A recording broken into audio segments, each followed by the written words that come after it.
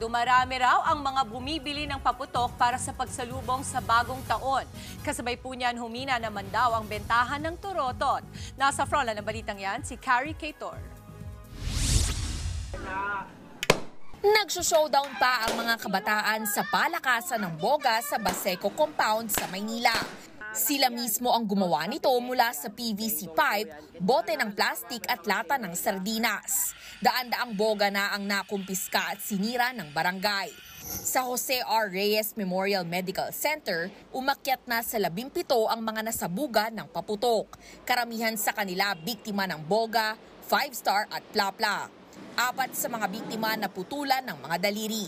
Sa buong bansa, umakyat na sa 163 ang firecracker-related injuries. Sa Quezon City, may ordinansang nagre-require sa mga barangay na maglagay ng common fireworks display. Ito ay para maiwasan ang pagdami ng mga napuputukan. Kulong ang kahaharapin ng mga magpapaputok sa hindi common ground area. Kahit delikado, marami pa rin ang namimili ng paputok sa Bukawi, Bulacan. 100,000 piso ang nagastos ni Josephine Navarez. Tradisyon na raw ng kanilang pamilya ang magpa-fireworks sa buong barangay nila sa Santa Mesa, Manila. And they're waiting. They're putting chairs for them to look at the fires. Ang lungkot doon sa street namin. Parang sharing yung nagtatanggal nung lahat ng malas doon.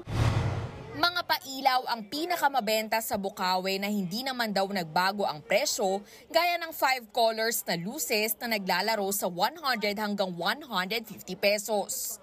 Ang 1-minute fountain nasa 500 pesos.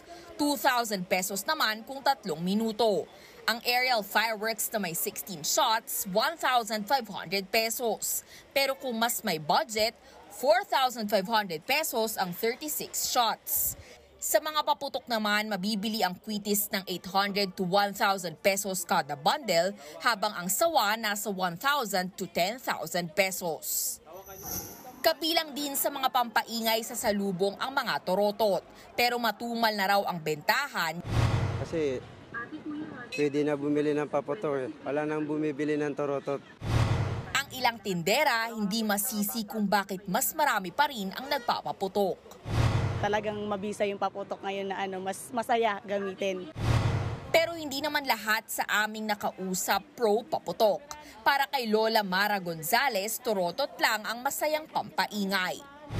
Pinaglalaanan po talaga ito para po sa mga bata. Yun lang po kasi kasayahan ng mga bata yung may torotot po sila. Ligtas na pagsalubong sa bagong taon pa rin ang importante. Torotot kasi mas safe para sa aming pamilya at sa mga bata. Yung paputok po kasi marami na pong nadedisgrasya po dun eh. Mga napuputulan po ng mga kamay. Nagbabalita mula sa Frontline, Carrie Cator, News 5. Mga kapatid, Dimples Romana po, kumpletuhin ang inyong umaga ng mga kwentong puno ng inspirasyon. Salubungin po ang bawat araw ng may ngiti at pag-asa. Kaya't mag-subscribe na po at mag-follow na sa aming social media pages ng News 5.